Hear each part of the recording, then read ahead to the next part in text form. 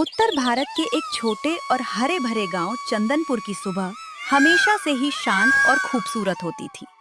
पक्षियों की चहचहाहट और खेतों में काम करते किसानों के गीतों से गांव गूंज उठता था।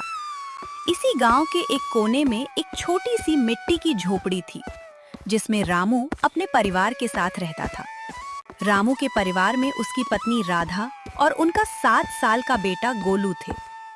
रामू के पास ना तो अपनी कोई जमीन थी और ना ही कोई पक्का मकान था।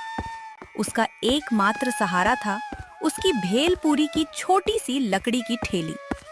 रामू रोज सुबह उठकर ताजा मुरमुरे, कटी हुई प्याज, उबले आलू, हरी मिर्च, खट्टी मीठी चटनी और तीखा मसाला तैयार करता था।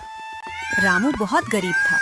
कभी कभी तो रात को खाने के लिए अनाज भी पूरा नहीं पड़ता था, लेकिन उसके चेहरे पर हमेशा एक दिव्य मुस्कान रहती थी। वह स्वभाव से इतना खुश मिजाज था कि जो भी उसकी ठेली पर आता वह उसका दिन बना देता। आओ भाई आओ, चंदनपुर की मशहूर भेलपुरी खाओ। तीखी मिर्ची, मीठी चटनी, जो खाए उसका मन बहल जाए। बच्चे खाएं, बूढ़े खाएं, सब खुशी से झूम जाएं। तभी गांव के कुछ छोटे बच्चे खेलते हुए रामू की ठेली के पास आते हैं। उनके हाथों में सिक्के नहीं हैं, बस उनकी आंखों में भेलपुरी खाने की चाहत है। रामू बच्चों के चेहरों को देखकर ही उनके मन की बात समझ जाता था। अरे वाह, मेरी पलटन आ गई।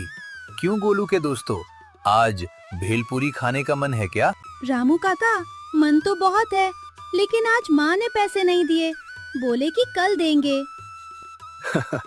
अरे धत पगले, पैसे तो आते जाते रहेंगे। मेरी भेलपुरी का असली दाम पैसों में नहीं, बल्कि तुम बच्चों की इस प्यारी सी मुस्कान में है। रुको, अभी तुम सबके लिए चटाकेदार भेलपुरी बनाता हूँ। रामू फुर्ती से अपने बर्तन से मुरमुरे निकालता है, उसमें चटनी और मसाले मिलाता है और कागज के पत्तलों में भरकर बच्चों को थमा देता है। बच्चे खुश होकर नाचने लगते हैं। रामू को यह देखकर जो सुकून मिलता था, वह किसी महल के राजा को भी नसीब नहीं होता था। लेकिन रामू की यह खुशहाली और उसकी ठेली पर उमड़ने वाली भीड़ गांव के एक और व्यक्ति को बिल्कुल रास नहीं आती थी। वह था गांव का अमीर और घमंडी सेठ धनीराम। धनीराम की चौराहे पर ही एक बड़ी पक्की दुकान थी, जहां वह पूड़ी सब्जी बेचता था। धनीराम स्वभाव से बेहद लालची और क्रूर था। वह हमेशा रामू की बढ़ती लोकप्रियता से जलता था, क्योंकि रामू की वजह से लोग उसकी महंगी पूड़ी सब्जी छोड़कर भेलपुरी खाने चले जाते थे। देख इस कमबख्त रामू को, फटे हाल घूमता है, जेब में 4 आने नहीं है, लेकिन ऐसे हंसता है जैसे पूरे गांव का जमींदार यही हो। और इसके पास ये भीड़ तो देखो, मेरी शुद्ध देसी घी की पूड़ी सब्जी छोड़कर लोग इसकी सूखी भेलपुरी पर टूट पड़ते हैं। मुझे कुछ करना होगा। इस भिखारी को इस गांव से भगाना ही पड़ेगा, वरना ये मेरा धंधा चौपट कर देगा। मालिक, आप ठीक कह रहे हैं। जब से इसने ये ठेली लगाई है, हमारे यहाँ शाम को ग्राहक कम आते हैं। लोग कहते हैं कि रामू की बातों में और उसकी भेलपुरी में कोई जादू है। जादू की बच्चे, अभी इसका जादू उतारता हूँ, चल मेरे साथ। सेठ धनीराम अपनी दुकान से उठता है और भारी कदमों से रामू की ठेली की तरफ बढ़ता है। उसके चेहरे पर अहंकार और घृणा साफ देखी जा सकती थी। रामू उस समय एक ग्राहक को भेलपुरी दे रहा था। ए रामू, बंद कर अपनी ये बकवास और इस कबाड़ की ठेली को यहाँ से हटा। अरे सेठ जी, राम राम। आइए आइए, आज बड़े दिनों बाद मेरी गरीब की ठेली की तरफ आपके कदम पड़े। बैठिए सेठ जी, आपके लिए एकदम खास, कम तीखी और ज्यादा मीठी चटनी वाली भेलपुरी बनाता हूँ। खाइए और बताइए कैसा स्वाद है। अबे रख अपनी भेलपुरी अपने पास, मुझे तेरा ये कचरा नहीं खाना है। मैं यहाँ तुझे ये चेतावनी देने आया हूँ कि कल से तेरी ये ठेली इस चौराहे पर नहीं दिखनी चाहिए। तूने यहाँ गंदगी फैला रखी है और तेरे इस शोर शराबे से मेरी दुकान के ग्राहकों को परेशानी होती है। सेठ जी, मैं तो चौराहे के एक कोने में बैठता हूँ और मैं हर शाम दुकान बढ़ाने के बाद यहाँ झाड़ू भी लगाता हूँ। भगवान की कसम सेठ जी, मैं कोई गंदगी नहीं फैलाता। इसी ठेली से मेरे घर का चूल्हा जलता है, मेरे बच्चे का पेट भरता है। अगर आप मुझे यहाँ से भगा देंगे तो मैं कहाँ जाऊंगा? तू चाहे कुएं में कूद या भूखा मर, मुझे उससे क्या। ये चौराहा तेरे बाप का नहीं है। अगर कल मुझे तेरी ठेली यहाँ दिखी तो मैं इसे जलवा दूंगा और तुझे गांव से बाहर फेंकवा दूंगा, समझ गया? चल हटा इसे अब। सेठ धनीराम की धमकियों से रामू का दिल बैठ गया। आसपास खड़े लोग भी सेठ के डर से कुछ नहीं बोले, क्योंकि सेठ धनीराम ने गांव के कई लोगों को कर्ज दे रखा था। रामू चुपचाप अपनी ठेली समेटने लगा। उस रात रामू जब अपने घर पहुंचा तो उसका चेहरा रोज की तरह खिला हुआ नहीं था। वह उदास था, लेकिन उसने अपनी उदासी को अपने परिवार से छिपाने की पूरी कोशिश की। सुनो जी, आज आप इतने शांत क्यों हो? रोज तो आते ही गोलू के साथ खेलने लगते हो। आज कुछ हुआ है क्या? तबीयत तो ठीक है ना आपकी? अरे नहीं राधा, कुछ नहीं हुआ। बस आज दोपहर को धूप थोड़ी तेज थी तो बदन थक गया है, और कोई बात नहीं है। हमारा गोलू क्या पढ़ रहा है आज? पिताजी, आज मास्टर जी ने स्कूल में बताया कि जो लोग हमेशा मेहनत करते हैं और दूसरों का भला चाहते हैं, भगवान उनकी मदद जरूर करते हैं। आप भी बहुत मेहनत करते हो ना पिताजी? भगवान हमें भी एक दिन बड़ा घर देंगे ना? हाँ मेरे बेटे, भगवान बहुत दयालु है, वो सबकी सुनते हैं।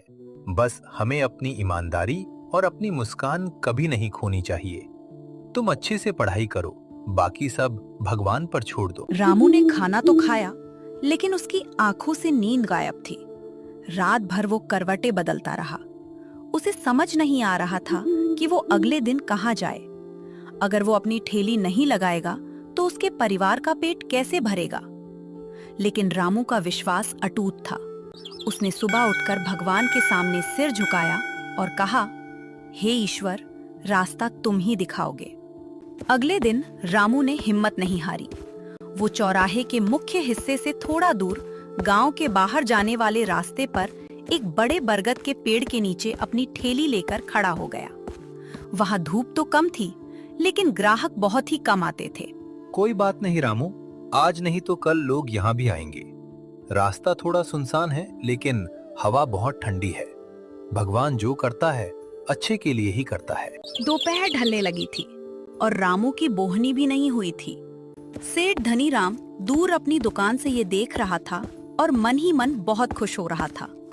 उसे लग रहा था कि उसने रामू को हरा दिया है, लेकिन नियति ने रामू के लिए कुछ और ही सोच रखा था।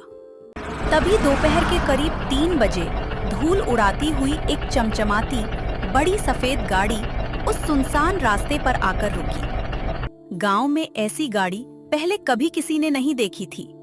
गाड़ी का दरवाजा खुला और उसमें से एक बेहद प्रभावशाली सूट बूट पहने हुए व्यक्ति उतरे। उनके चेहरे पर गंभीरता थी, लेकिन वे काफी थके हुए लग रहे थे। उनके साथ 2 अंगरक्षक भी थे। वह व्यक्ति कोई और नहीं बल्कि शहर के एक बहुत बड़े उद्योगपति और समाज सेवक विक्रम प्रताप सिंह थे, जो पास के शहर में एक बहुत बड़ा अनाथ आश्रम और स्कूल चला रहे थे और आज किसी जमीन के सिलसिले में इस रास्ते से गुजर रहे थे। अरे रमेश, इस धूप और लंबे सफर ने थका दिया। इस रास्ते में तो कोई ढंग का होटल भी नहीं दिख रहा। जरा देखो, उस बरगद के पेड़ के नीचे कोई ठेली लगी है। चलो चलकर देखते हैं कि वहां क्या मिल सकता है। जी सर, लेकिन वो तो कोई छोटी सी भेलपूरी की ठेली लग रही है। क्या आप वहां खाएंगे? आपकी सेहत के लिए ये ठीक रहेगा? रमेश, कभी कभी सादगी में जो स्वाद होता है वो बड़े होटलों में नहीं मिलता। और देखो, वो दुकानदार कितनी शांति से मुस्कुरा रहा है। चलो वहीं चलते हैं। विक्रम प्रताप सिंह अपने अंगरक्षकों के साथ रामू की ठेली के पास पहुंचते हैं। रामू इतने बड़ी गाड़ी और इतने बड़े इंसान को अपनी ठेली के सामने देखकर एक पल के लिए चौंक जाता है, लेकिन तुरंत ही वह अपनी स्वाभाविक विनम्रता और मुस्कान के साथ उनका स्वागत करता है। आइए साहब, राम राम। इस गरीब की ठेली पर आपका बहुत बहुत स्वागत है। इतनी धूप में आप यहाँ रुके, यह मेरा सौभाग्य है। बताइए हुजूर, आपके लिए क्या सेवा करूं? राम राम भाई। भाई, मुझे और मेरे साथियों को बहुत जोर की भूख और प्यास लगी है। तुम्हारी इस ठेली पर क्या मिलेगा और क्या यह साफ सुथरा है? साहब, मेरी ठेली भले ही लकड़ी की है और मैं गरीब हूँ, लेकिन मैं सफाई का पूरा ध्यान रखता हूँ। मैं अपने ग्राहकों को भगवान मानता हूँ। मेरे पास चंदनपुर की सबसे स्वादिष्ट भेलपूरी है। इसमें ताजा मुरमुरे, घर की बनी खट्टी मीठी चटनी और खास मसाले हैं। अगर आप हुक्म दें तो आपके लिए एक प्लेट ऐसी भेलपूरी बनाऊं कि आप शहर के बड़े बड़े पकवान भूल जाएंगे। अरे वाह, तुम्हारी बातें सुनकर ही आधी भूख मिट गई। चलो भाई, देर मत करो, हमारे लिए 3 प्लेट बढ़िया भेलपूरी तैयार करो, लेकिन याद रहे मिर्च थोड़ी कम रखना। अभी लीजिए साहब, आप बस 2 मिनट बैठिए इस छांव में। मैं अभी आपके लिए अमृत तैयार करता हूँ। रामू पूरी लगन और फुर्ती से काम में जुट जाता है। वह बर्तनों को साफ कपड़े से पोंछता है, नींबू निचोड़ता है और बड़े ही कलात्मक अंदाज में भेलपूरी को मिक्स करता है। वह कागज के सुंदर दोने बनाता है और बड़े ही आदर के साथ विक्रम प्रताप सिंह और उनके गार्ड्स को परोसता है। अरे अद्भुत, अविश्वसनीय। रमेश, तुमने ऐसी भेलपूरी कभी खाई है? यह तो लाजवाब है। चटनियों का संतुलन, मसालों का स्वाद, यह किसी 5 स्टार होटल के शेफ से भी बेहतर है। हाँ सर, आप बिल्कुल सच कह रहे हैं। ऐसी स्वादिष्ट और चटाकेदार भेलपूरी मैंने आज तक अपनी जिंदगी में नहीं खाई। रामू भाई, तुम्हारे हाथों में तो सचमुच जादू है।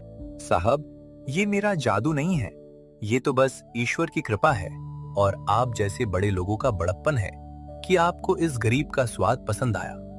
जब लोग मेरी बनाई चीज खाकर खुश होते हैं तो मेरा पेट वैसे ही भर जाता है। विक्रम प्रताप सिंह रामू की इस बात से बेहद प्रभावित होते हैं। वे एक अमीर बिजनेसमैन थे, उन्होंने दुनिया देखी थी, लेकिन रामू जैसा संतोषी, ईमानदार और खुश मिजाज इंसान उन्होंने पहले कभी नहीं देखा था। वे रामू से और बातें करने लगते हैं। रामू भाई, तुम्हारी भेलपूरी में वो स्वाद है जो लोगों को खींच लाए, लेकिन तुम इस सुनसान रास्ते पर गांव के बाहर क्यों बैठे हो?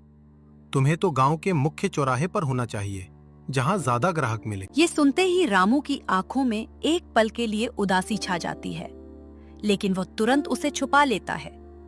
मगर विक्रम प्रताप सिंह पारखी नजर वाले थे। वे समझ जाते हैं कि कोई न कोई परेशानी जरूर है। बताओ रामू, हिचकिचाओ मत। क्या कोई बात है? क्या तुम्हें कोई परेशानी है? साहब, मैं तो कल तक चौराहे पर ही बैठता था, लेकिन मैं एक गरीब आदमी हूँ। गांव के बड़े सेठ धनीराम जी की वहां पूरी सब्जी की दुकान है। उन्हें लगता है कि मेरी वजह से उनका धंधा कम होता है।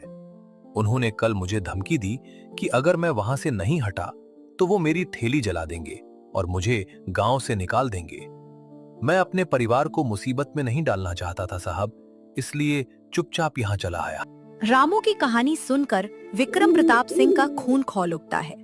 उन्हें इस बात पर बहुत गुस्सा आता है कि कैसे एक अमीर आदमी अपनी ताकत के बल पर एक गरीब और ईमानदार इंसान की रोजी रोटी छीन रहा है।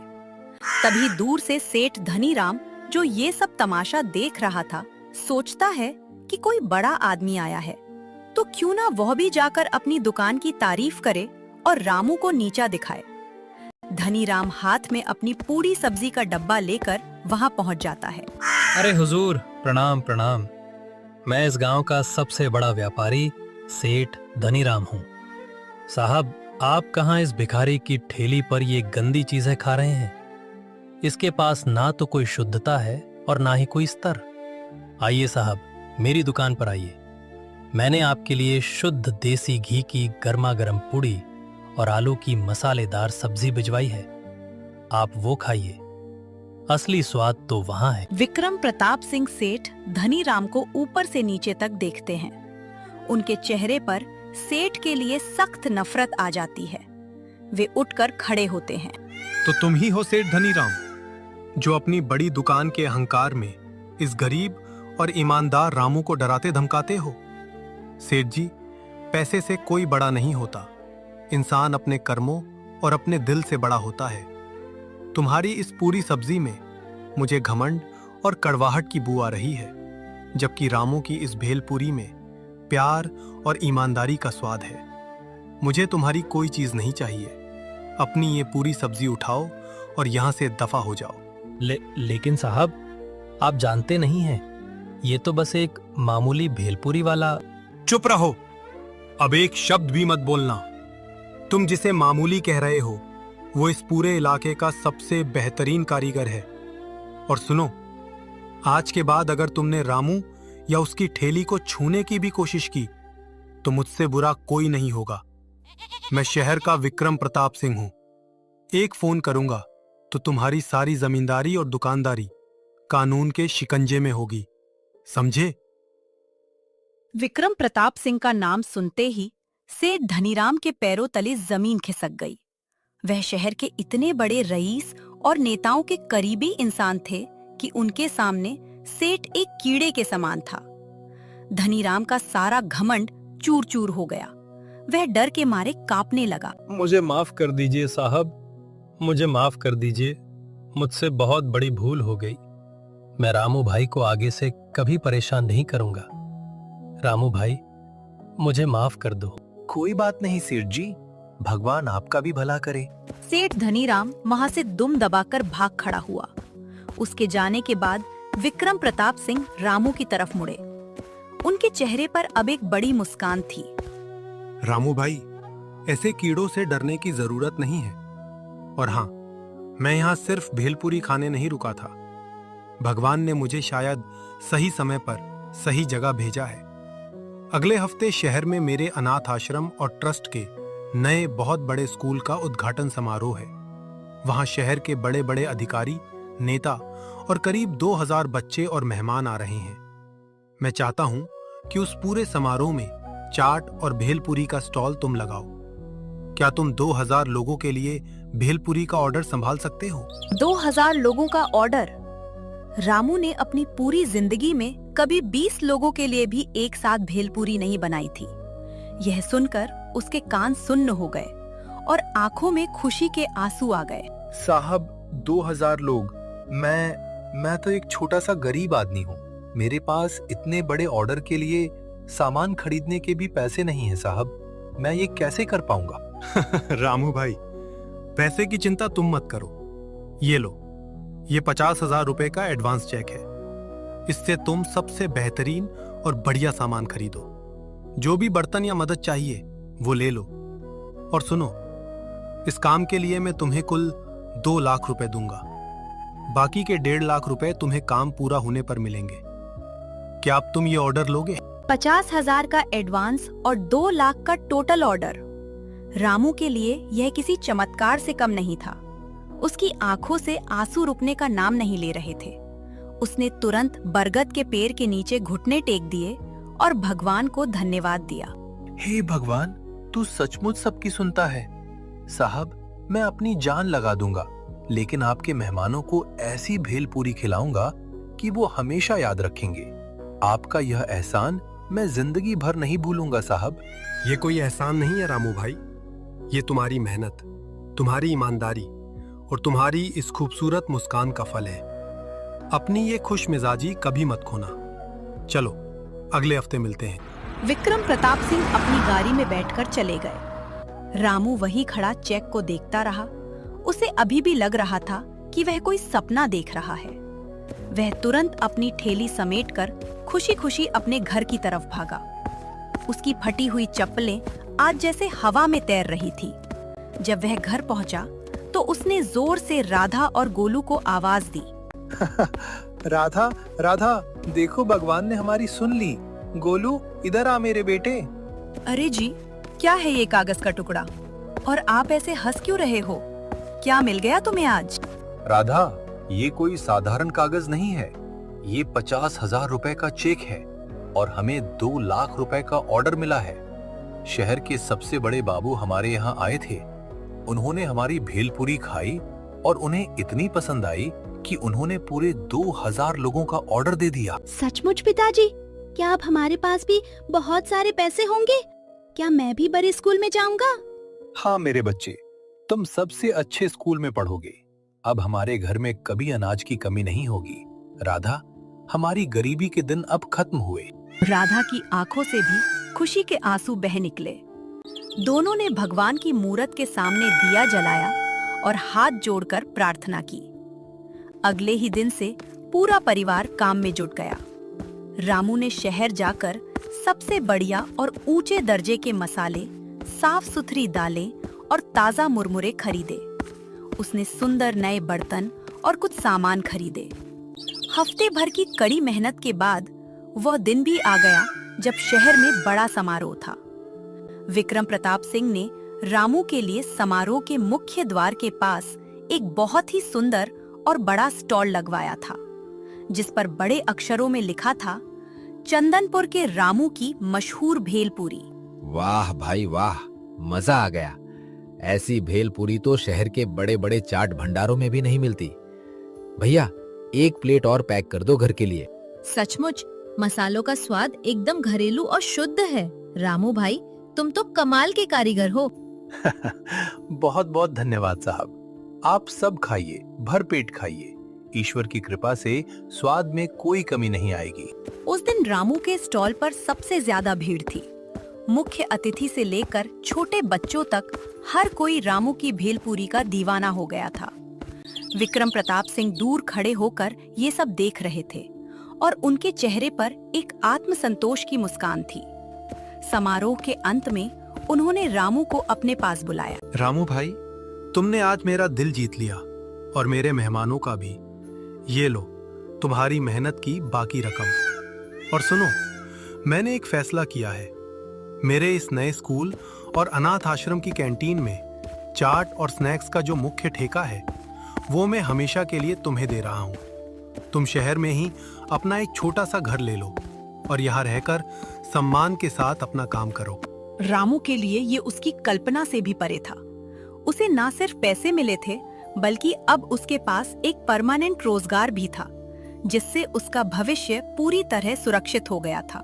साहब, आपने मुझे जमीन से उठाकर आसमान पर बैठा दिया। मैं और मेरा परिवार मरते दम तक आपके इस उपकार को नहीं भूलेंगे। मैं पूरी ईमानदारी से बच्चों के लिए खाना बनाऊंगा। खुश रहो रामू भाई, तुम्हारी ईमानदारी ही तुम्हारी सबसे बड़ी ताकत है। चंदनपुर का वो गरीब भेलपुरी वाला आज पूरे शहर का चहीता बन चुका था और उसका परिवार हमेशा हमेशा के लिए खुशियों के सागर में सराबोर हो गया।